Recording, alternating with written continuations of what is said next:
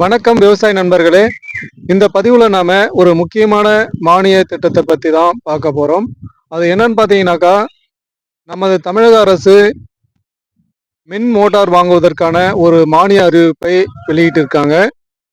அந்த மின் மோட்டார் மானியத்தை நாம் எவ்வாறு பெற வேண்டும், அதற்கான ஆவணங்கள் என்ன, எங்கே எந்த அலுவலகத்தை அணுக வேண்டும், எந்த வகையான மோட்டாரை வாங்க வேண்டும் போன்ற ஒரு முழுமையான தகவலை பற்றி தான் இந்த வீடியோவில் பார்க்க போகிறோம். வாங்க வீடியோக்குள்ளே போகலாம். விவசாய நண்பர்களை ஒரு வேண்டுகோள், நமது சேனலை சப்ஸ்கிரைப் செய்து கொள்ளுங்கள். நமது சேனலில் பார்த்தீங்கன்னாக்கா விவசாய தொடர்பான தகவல்கள், விவசாய திட்டங்கள், விவசாய அரசியல் நிகழ்வுகள் போன்ற மாதிரியான பதிவுகள் உடனுக்குடன் கிடைக்கும். விவசாயத்தில் நம்முடைய செலவை குறைக்க வேண்டுமென்றால் முதலில் நாம் கவனிக்க வேண்டியவை என்ன? விதை செலவு, உரச்செலவு, பூச்சிக்கொல்லி செலவு, இவை எல்லாமே முக்கியம்.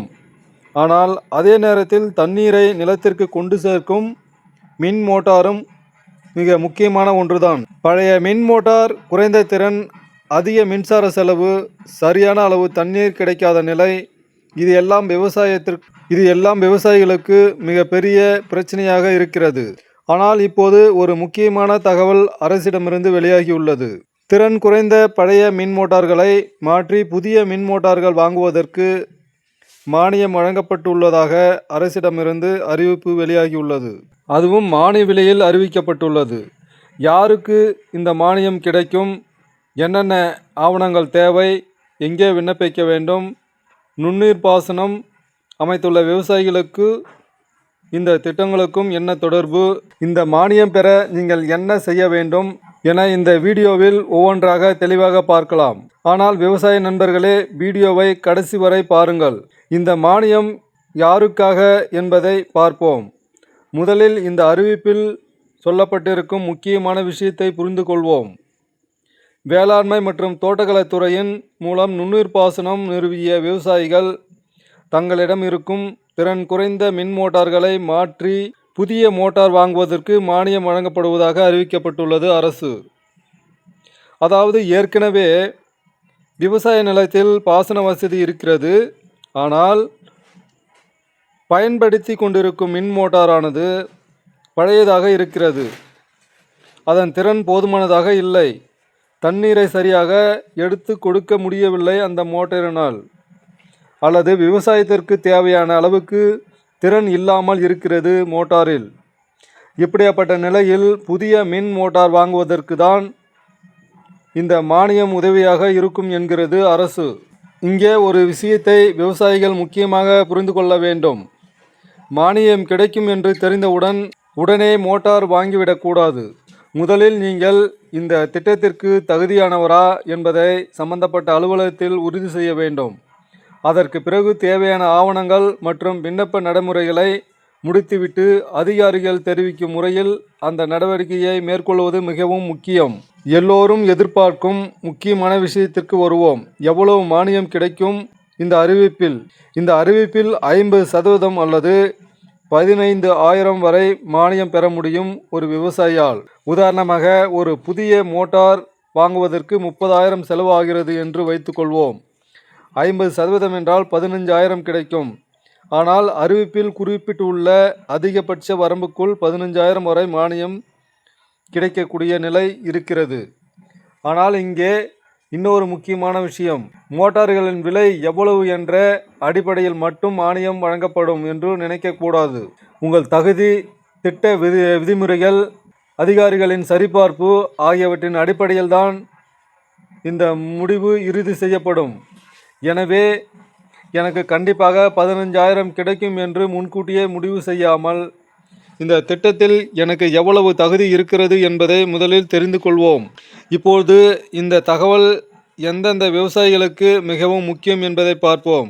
முதலில் நுண்ணீர் பாசனம் அமைத்துள்ள விவசாயிகள், இரண்டாவதாக பழைய அல்லது திறன் குறைந்த மின் மோட்டார் பயன்படுத்தி கொண்டிருக்கும் விவசாயிகள், மூன்றாவதாக பார்க்கும்போது பாசனத்திற்கு தேவையான தண்ணீரை சரியான அளவில் பெறுவதில் சிரமமுள்ள விவசாயிகள், நான்காவதாக புதிய மின் மோட்டார் வாங்க வேண்டிய அவசியம் இருப்பதாக நினைக்கும் விவசாயிகள், இவர்கள் அனைவரும் இந்த அறிவிப்பை சாதாரணமாக கடந்து செல்லாமல் தங்களுடைய பகுதியில் இந்த திட்டம் நடைமுறையில் இருக்கிறதா, தாங்கள் தகுதியானவர்களா என்பதை சம்பந்தப்பட்ட வேளாண்மை பொறியியல் துறை அலுவலகத்தில் விசாரிக்கலாம். மிகவும் முக்கியமான பகுதி, விண்ணப்பிக்க என்னென்ன ஆவணங்கள் தேவை என்பதை பார்ப்போம். இந்த அறிவிப்பில் குறிப்பிட்டுள்ள தேவையான ஆவணங்கள்: சிட்டா, அடங்கல், நில வரைபடம், மின்சார இணைப்பு சான்றிதழ் நகல், வங்கி புத்தகத்தின் முதல் பக்க நகல், ஆதார் நகல், அதோடு விவசாய அடையாள அட்டை நகல். இப்படி தேவையான ஆவணங்களை தயாராக வைத்துக்கொள்வது விண்ணப்ப செயல்முறைகளை எளிதாக்கும். ஆனால் விவசாய நண்பர்களே, ஒரு முக்கியமான விஷயம், ஆவணங்கள் தயாராக இருக்கிறது என்பதற்காக மட்டும் விண்ணப்பம் முழுமையாகிவிட்டது என்று நினைக்க வேண்டாம். உங்கள் நிலம், மின் இணைப்பு, நுண்ணீர் பாசன வசதி, மின் மோட்டார்களின் நிலை போன்ற விவரங்களை சம்பந்தப்பட்ட அதிகாரிகள் சரிபார்க்கக்கூடும். எனவே அனைத்து ஆவணங்களிலும் பெயர் மற்றும் விவரங்கள் சரியாக இருக்கிறதா என்பதை முன்கூட்டியே சரிபார்த்து கொள்ளுங்கள். இப்பொழுது உங்களுக்கு முக்கியமான கேள்வி எழலாம். இந்த விண்ணப்பத்தை எங்கே விண்ணப்பிக்க வேண்டும் என்பதான கேள்வி உங்கள் மனதில் எழுவது நன்றாக தெரிகிறது. இந்த அறிவிப்பில் வேளாண்மை பொறியியல் துறை அலுவலகம் என்று சுற்றறிக்கையில் உள்ளது. ஆனால் உங்கள் பகுதியில் உள்ள சம்பந்தப்பட்ட வேளாண்மை பொறியியல் துறை அலுவலகத்தை அணுகி புதிய மின் மோட்டார் வாங்குவதற்கான மானிய திட்டத்தில் நான் தகுதியானவரா என்று விசாரியுங்கள். தேவையான விண்ணப்ப படிவம் என்னென்ன ஆவணங்கள் வேண்டும், முதலில் மோட்டார் வாங்க வேண்டுமா அல்லது அலுவலக அனுமதிக்கு பிறகு வாங்க வேண்டுமா, எந்த நிறுவனத்தின் அல்லது எந்த திறன் கொண்ட மோட்டார் அனுமதிக்கப்படுகிறார்கள் என்பதை தெளிவாக கேட்டு தெரிந்து கொள்ளுங்கள்.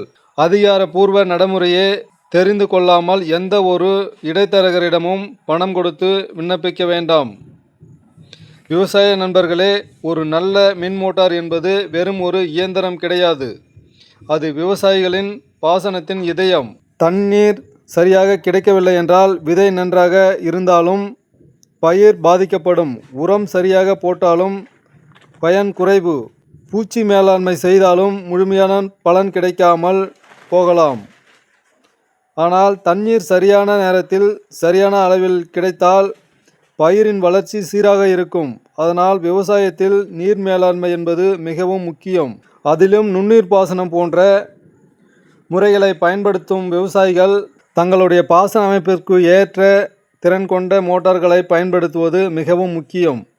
பழைய மோட்டார் திறன் குறைந்துவிட்டால் இன்னும் கொஞ்ச நாள் ஓட்டலாம் என்று தொடர்ந்து பயன்படுத்துவதற்கு பதிலாக புதிய மின் மோட்டார்களுக்கு ஏதேனும் அரசு மானியம் வாய்ப்பு இருக்கிறதா என்று தெரிந்து கொள்வதே சிறந்ததாகும்.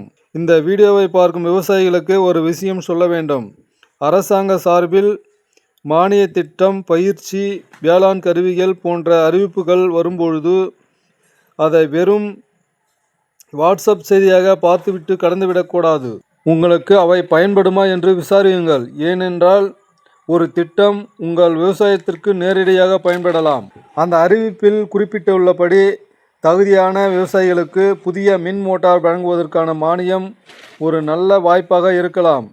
ஆனால் திட்டத்தின் தற்போதைய நடைமுறை, தகுதி, ஆவணங்கள், விண்ணப்ப காலம் போன்றவற்றை சம்பந்தப்பட்ட அலுவலகத்தில் உறுதி செய்த பிறகே நடவடிக்கை எடுக்க வேண்டும். விவசாய நண்பர்களே, ஒரு விவசாயியின் வெற்றி என்பது அதிக மகசூல் மட்டும் இல்லை, செலவை குறித்து, தண்ணீரை சேமித்து, தொழில்நுட்பத்தை சரியாக பயன்படுத்தி லாபத்தை அதிகரிப்பதுதான் இருக்கிறது ஒரு விவசாயியின் வெற்றி. இன்று ஒரு நல்ல மின் மோட்டார் குறித்து தெரிந்து கொள்வது நாளைய உங்கள் பாசன செலவை குறைக்க உதவலாம். இன்று ஒரு அரசு மானியத்தை பற்றி தெரிந்து கொள்வது நாளை உங்கள் விவசாயத்திற்கு ஆயிரக்கணக்கான ரூபாய் சேமிப்பாக மாறலாம். ஆனால் விவசாய நண்பர்களே, அரசாங்கம் என்ன திட்டம் கொடுக்கிறது என்று எனக்கு என்ன திட்டம் பயன்படும் என்று தேடி தெரிந்து கொள்ளுங்கள்.